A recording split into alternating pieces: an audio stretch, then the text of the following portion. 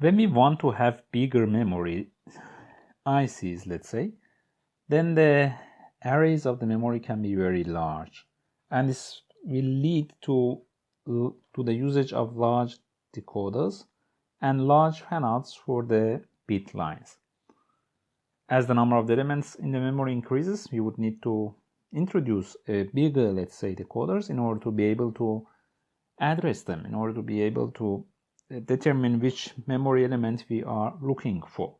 And at the same time, the OR gate that we use to kind of combine the data coming out of the memory elements will get also bigger and bigger. So the number of fanouts will become more. There's an approach in order to decrease the size of the decoder and also the OR gate to be used, and it's a specific way of rearranging the memory elements in a two-dimensional array.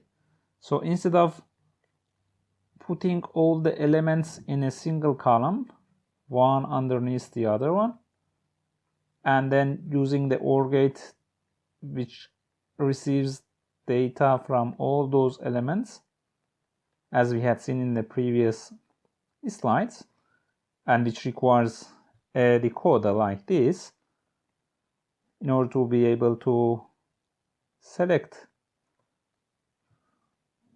those elements. Instead of doing that, a better approach would be to arrange them in a matrix form, a two-dimensional array. So that will lead to usage of a smaller decoder, not a single decoder, but we will use two decoders in order to refer to one in order to refer to the row and another one in order to refer to the column. And in this way, the size of the OR gate will also decrease. Indeed, the decoder size and the fanouts can be reduced by approximately square root of n if we use and apply this technique.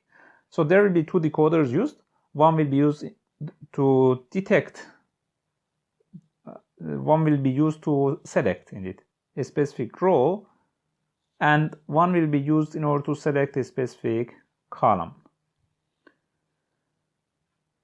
You can see in the next slide how this is done. Over here we have a memory IC. We have 16 number of RAM cells. So we have 16 words of 1 bit size. One way to have this would be to put all the 16 cells one underneath the other ones, as we have seen already in the previous slides, similar to what we have here, yeah, indeed, over here as well. Then we would need to use one 4 to 16 line decoder, and the OR gate that we have would receive 16 number of signals. But while in the new approach we are using two decoders, one is called the row decoder and the other one is called the column decoder. Their sizes are smaller than the original one. Over here we have the 2 to 4 line decoder, and here as well we have 2 to 4 line decoder. So instead of using one 4 to 16 line decoder, now we are using 2 to 4 line decoders. You can see that we have the whole elements in the form of a 4 by 4 matrix. So with the first decoder here, with this decoder, we select the row, and with the second decoder, we select the column. The output of these decoders are connected to the, in the case of the first one, it is connected, the outputs are connected to the word select of the rows. So for the first row, for the second row, third row, and fourth row, the output from the decoders are connected to the word select of the RAM cells. While for the second decoder that we have down here, the output signals that we get from the decoder are connected to the bit select input of the RAM slice, and then to the RAM cell, obviously.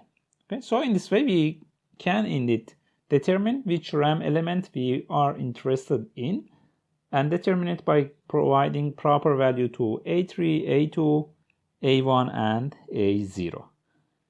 Apart from that, we can see that data input is connected to all the slices, the data input of all the slices, and then they will be connected accordingly to the RAM cells. The read-write is also common among all of them.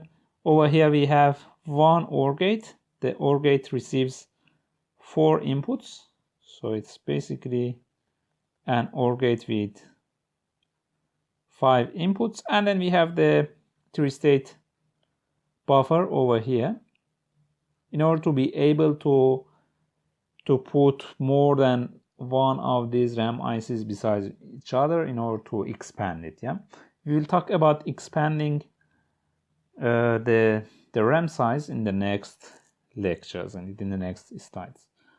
However, you can see that for the second decoder, we have the enable input, and the enable input is connected to the chip select. So once chip select is equal to 1, then this decoder will be selected, it will be active, and at the same time the 3-state buffer that we have here will be active, and as a result the data that we may get from this piece of memory will be valid over here.